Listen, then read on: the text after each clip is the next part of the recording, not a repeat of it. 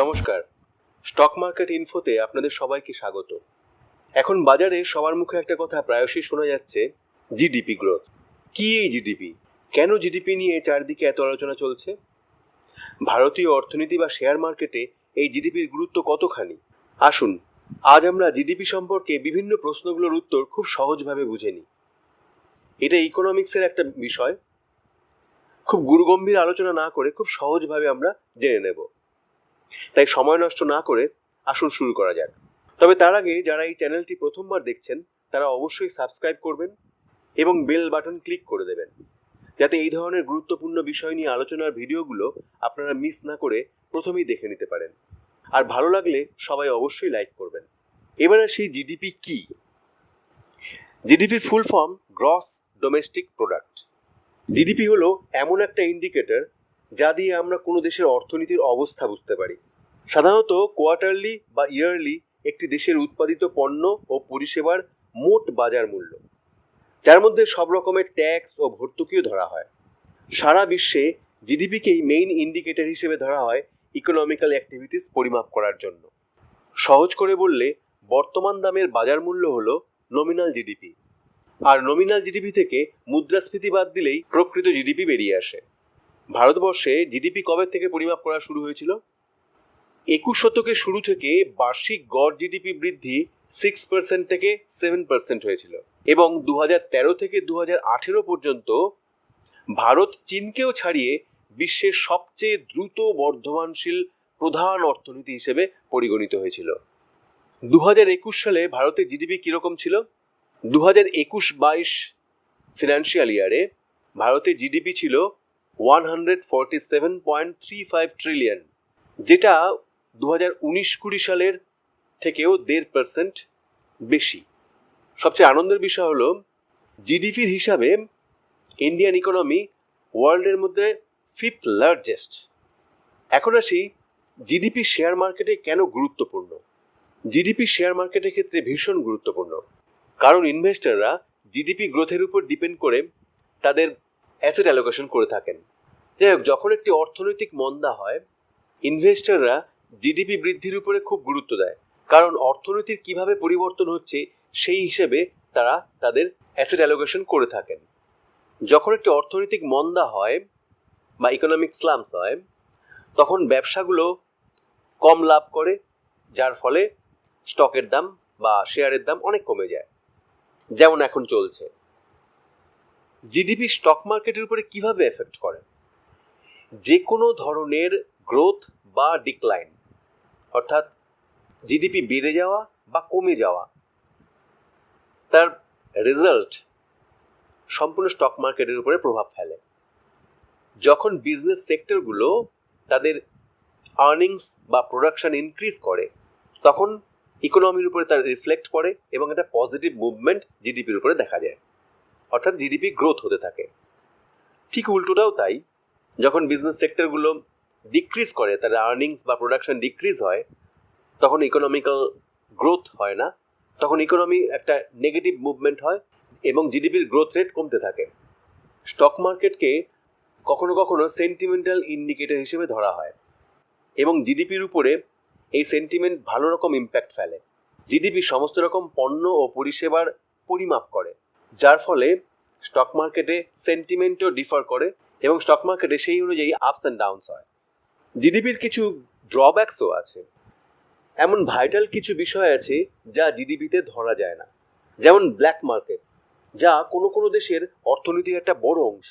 এই ব্ল্যাক মার্কেটের মধ্যে ইললিগাল ইকোনমিক্যাল অ্যাক্টিভিটিস পড়ে, ড্রাগস বেচা পড়ে, প্রস্টিটিউশন এবং কিছু লিগাল ট্রানজাকশন যা ট্যাক্সের আওতায় আসে না, এত কিছু পড়ে। এবার আসবো আমরা জিডিপি কিভাবে ক্যালকুলেট করা হয়। জিডিপি ক্যালকুলেশনের দুটো পদ্ধতি আছে। প্রথম পদ্ধতি হলো GDP equals to C plus G plus I plus NX. এখানে সি বলতে কনজামশনকে বোঝাচ্ছে, অল টাইপস অফ কনজামশন, একটা দেশের অর্থনীতির মধ্যে সমস্ত রকম খরচ বা ব্যয়কে বোঝায়।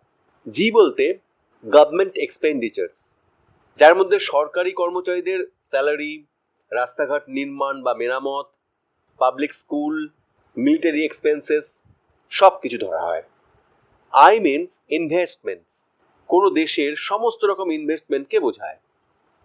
এনএক্স মিনস নেট এক্সপোর্টস, অর্থাৎ কোনো দেশের টোটাল এক্সপোর্টস থেকে টোটাল ইম্পোর্টস বাদ দিলে নেট এক্সপোর্টস বোঝায়।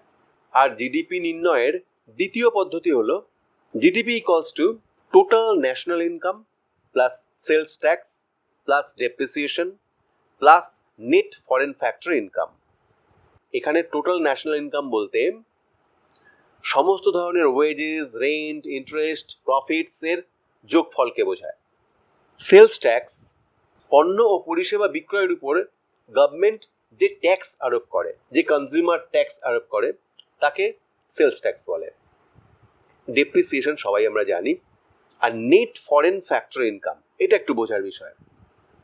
এটা হলো কোনো একটি দেশে, ধরা যাক ইন্ডিয়া, কোনো ইন্ডিয়ান সিটিজেন এবং ইন্ডিয়ান কোম্পানিজ বিদেশে যে পরিমাণ আয় করে তার সঙ্গে আমাদের দেশে অর্থাৎ ইন্ডিয়াতে ফরেন কোনো নাগরিক বা ফরেন সিটিজেন এবং ফরেন কোম্পানিজ যা আয় করে তার মধ্যে ডিফারেন্সটাকে বলা হয় নেট ফরেন ফ্যাক্টর ইনকাম।